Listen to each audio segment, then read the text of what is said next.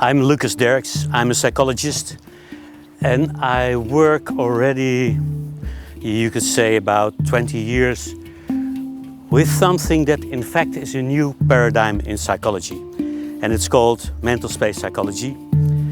And this paradigm is unique because it assumes that everything that's going on in the mind goes on somewhere, has a location in what we call mental space, in the space around and within the person. Now, this is a great idea, but what can you do with that idea? Well, you can do, for instance, something very special when you connect it to a symptom like depression. It would not be the first thing to think about, but when you do, you find something quite interesting.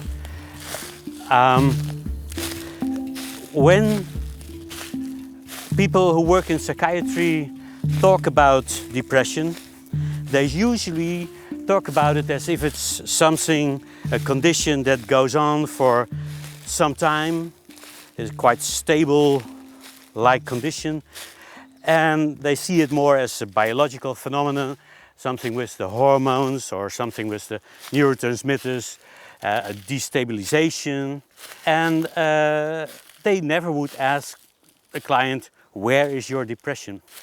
Well, from the perspective of mental space psychology, you do. And when you do, you find quite interesting things. And what we found by doing this quite a lot of times is that people who are depressed quite clearly and consistently report about black phenomena. We call it clouds of darkness, or we have called it black matter. Dark phenomena somewhere in their mental space that seem to correlate with their symptoms.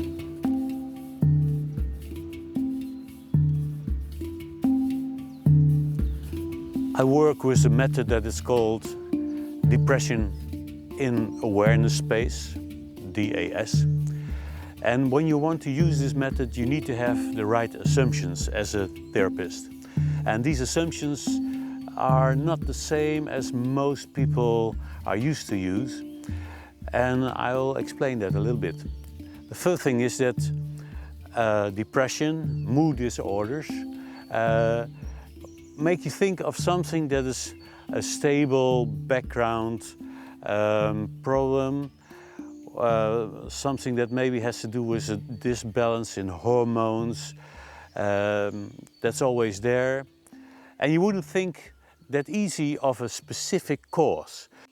Another thing is that what you need to believe as a therapist is that a problem like a depression, like a specific depression, can be solved when the client finds the resources, the ways of thinking, you could also say the coping strategies that they need to deal with the specific cause. Then there's another thing, because most therapists I know, they are trained in a way that they think that when there's a solution to a problem, this must be a rational, practical solution, something that can be realistic. The problems that people get depressed about can exceed the normal range of capabilities, coping skills that people possess. Think of losing your partner, or having a handicapped child, or losing your child, or losing your job or your identity, or losing your dream in the way that, for instance, you always want to be a professional soccer player from very early on, and then you see you cannot reach that goal. And that's the reason that we need to have a method that doesn't restrict the solution to what is considered to be, let's say, a reasonable type of solution. Something that is of course fascinating from an anthropological stance, medical anthropological stance, is the idea of miracle healing. And what is typical is that the limitations that people normally use in their normal thinking are not kept in religion. There you have always that miracles happen, or that things can go, yeah, outside of what you usually would expect that it's possible.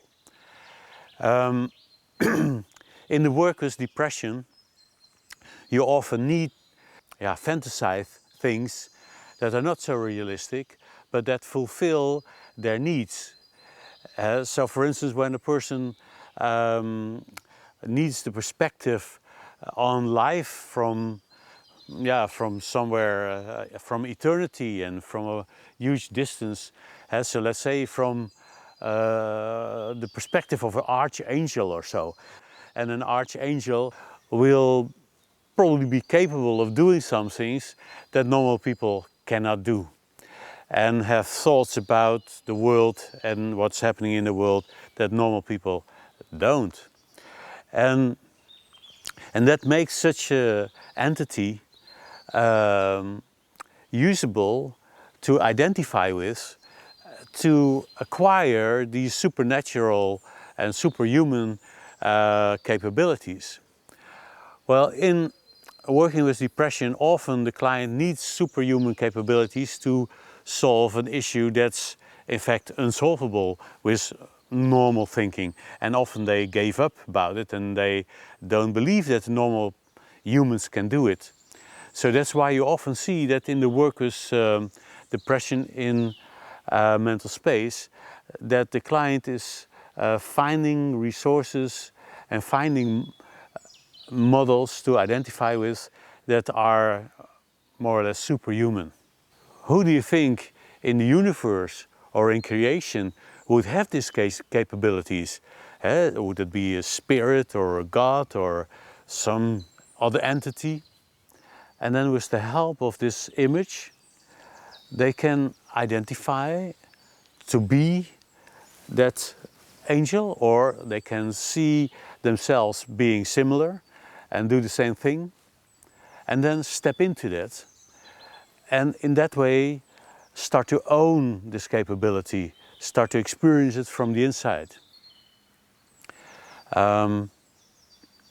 Now, using this way of thinking, where you in a way have assumptions that exceed regular common assumptions that are used in psychiatry and clinical psychology, but are more, let's say, in harmony with shamanistic and spiritistic and religious healing practices.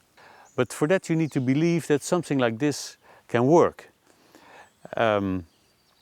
We ask them to visualize their younger self from before the problem started. So from before they were encountering this impossible issue. And then when they have envisioned their younger self, they transfer the resource that they acquired from maybe the supernatural entity on their younger self. And so they create the idea of that they as a child were already able to do this thing.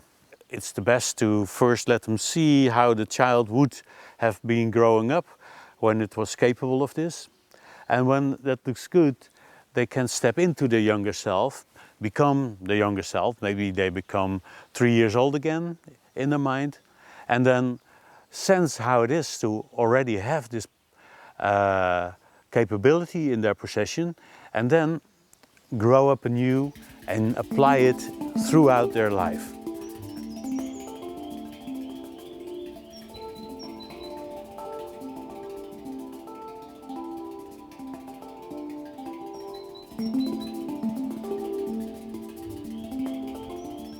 So we were just talking a little bit about depression, and you still remember having dealt with that. And Yeah. so what I want to do is just to work with that, if you don't mind.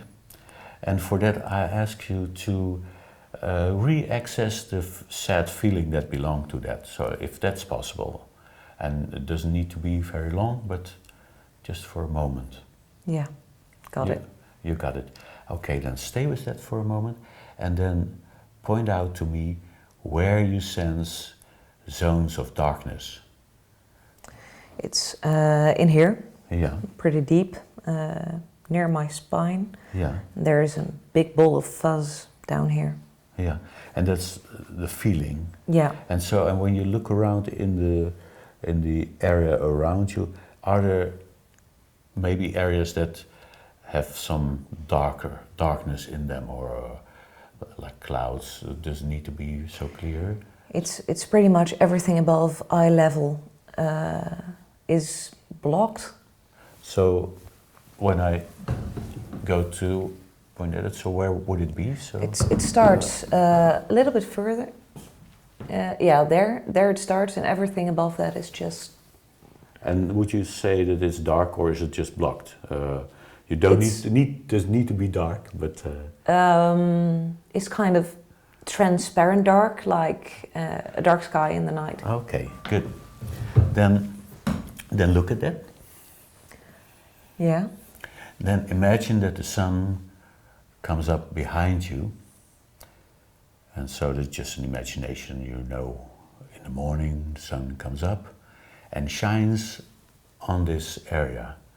And at the same time, you try to move it in front of your eyes, so a little bit downward, and maybe you can compact it. See what happens when you intend to move it in the center of attention. What happens is that the light comes down to there, and then there's still a small stripe of darkness that doesn't really go away, but the top is clear again. That's a very quick effect, what you create there. So then look at what is left. Maybe have the sun shine on it a little bit more for some while. And then I have a question. So open yourself for what was it, probably, that you stopped believing in, or that you stopped doing, or were frustrated about, so that you gave up about in your life, that's behind this area of darkness. And so when there's nothing, it's also fine. There's something of a belief that I can learn things. There's something of a belief that I'm a valuable person, that there's development. It should be there, but it isn't. And so this has to do with believing that there's no development, and it's not for me. It's not for you. Good. Well, not so good, but good that you found it. And so this started at a certain point in your life. Yeah. So maybe you remember when, but you don't need to be precise to me. It's not about this memory. It's just about the question, what is it that you are not able to do there that you should be able to do? So what is the, let's say, the failing capacity that made you conclude that it's not for you? Or I will put it in another way. Would it be possible for somebody in the world to deal with what you have to deal with there? I'm not even sure. I think that in the same position, pretty much anyone would have concluded the same. Maybe, of course, there's other people who find ways to deal with it better or something like that. Yeah, so let's think of that. Yeah. Imagine that there would be a person, so maybe some life genius or so. Maybe you have an idea about maybe a virtual person or whatever, but a person who could deal with this and could create another idea, another belief about what's in it for them or what's possible for them. So you could say a person that could cope with the situation that you came through with this conclusion then. So do you have an idea what type of person that could do? So that could be the one that could be able to do that, maybe. It would be a virtual person, not a real virtual life person, yeah. Not a real life person, but I can sketch. You're artistic, and you can create your image of that person. So let's say how would you call it in the virtual world? Yeah, it's probably some kind of monk of some kind. Some monk. Okay, then make this monk in your mind.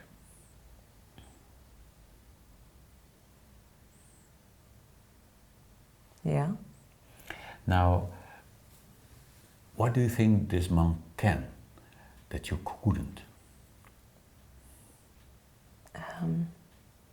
Make everything more relative, more light. Mm-hmm. Connect the dots. Yeah. So then watch him doing that. So maybe in another situation, so maybe he encountered something in his life where he also could use that. So imagine him, this monk.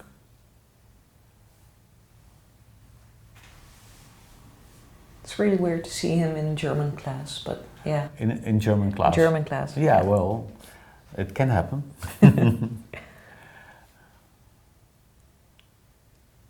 Yeah. And just study that for a while. So what I'd like you to do is to become an expert in this monk's capability to cope with this type of situation. Mm-hmm. So you could see maybe what's important to him, where he focuses on,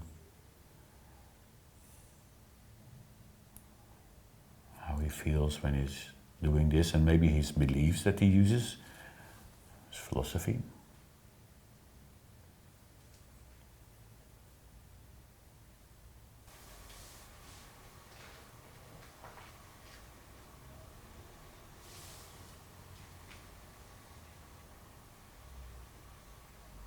Yeah. Mm-hmm.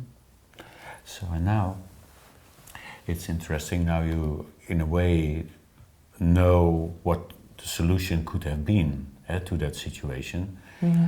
And of course, at that time you didn't know. And so what I'd like you to do is to visualize yourself from before this happened to you. So, do you know how long it was ago? How many years? Or? I think the last time I felt like I didn't have a depression in retrospect is when I was 3 or something. So, yeah. So going it a must lot be back. at 3 years old. Yeah. Yeah, fine. So then imagine to be in contact to your 3-year-old self, maybe put her on your knee, and then it's just a matter of teaching her this skill. And so you can show the example of the monk. And something that's maybe wise to do is just take the example of the monk yourself, so that you know that you as a sort of teacher are capable yourself, and then teach it.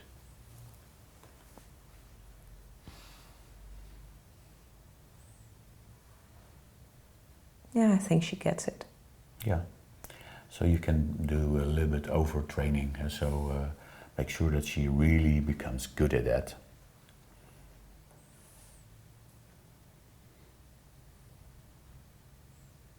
And so you can look at the monk once more to see if there's anything that should be added to make sure that she's armed with the right coping skills.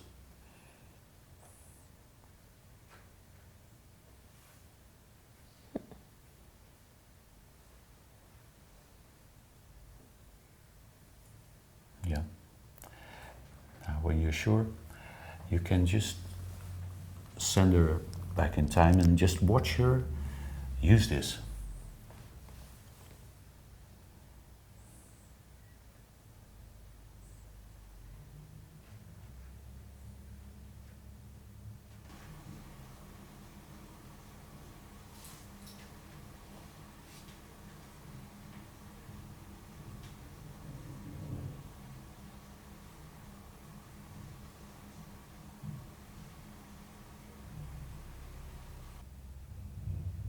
would it work?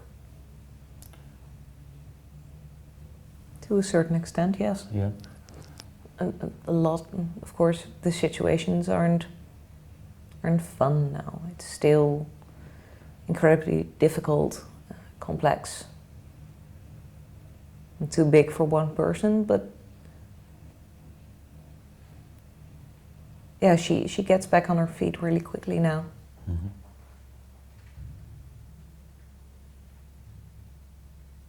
Yeah. Okay, so what you can do now is then just see the 3-year-old again and step into her and then be her and then try it out.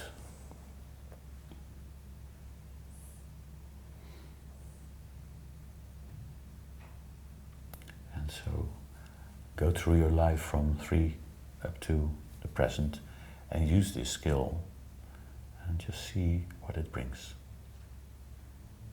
Sense what it brings.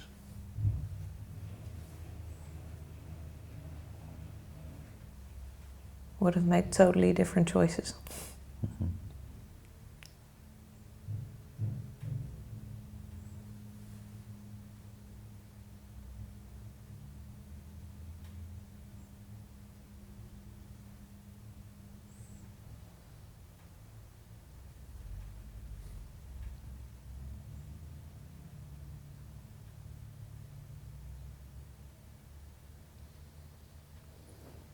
So you are back in the present.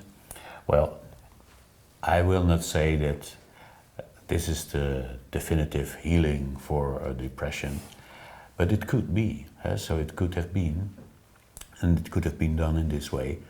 And so, since you live quite a, let's say, a dynamic life, you told me, so you're being depressed is not so much in your way at the moment. But even though suppose that it would have bothered you some more, and then still it would be a big issue what to do when you get home and when your depression is gone. So how would you tell it to your friends and partners and parents? And How would I tell what? tell that. So suppose that you would have a little bit more depression than you had, and then it's gone like just by doing this. Yeah. So could you deal with that? That would be a big turnaround. Would be there's a weird realization that you indeed have the strength in you to change the way you think about yourself, and to find your own strength to. Once you believe you can cope. And having a role model, imaginary or not, is a great help. Okay. And in this case, the robes of the monk were bright yellow, just flapper through everything. Yeah, and so what I meant, but you don't need to answer that. That's just for as a comment to, let's say that depression is generally seen as a huge issue. Not that many people have an answer, so it's not so easy. But this procedure that I did with you has been quite successful over the last couple of years. And the issue is, okay, when you can take it away that easy, so what to do next when it's gone?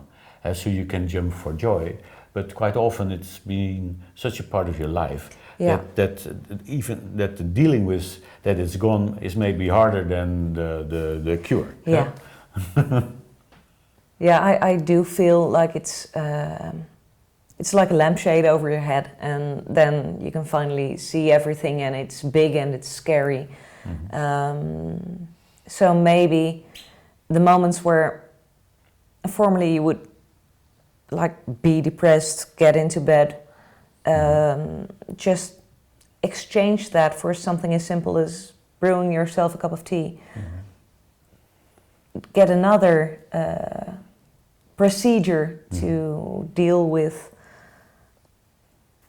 whatever you're feeling and what it would have made you lie in bed previously. Okay. Yeah, and so for our last thing, so can you look at the area here now?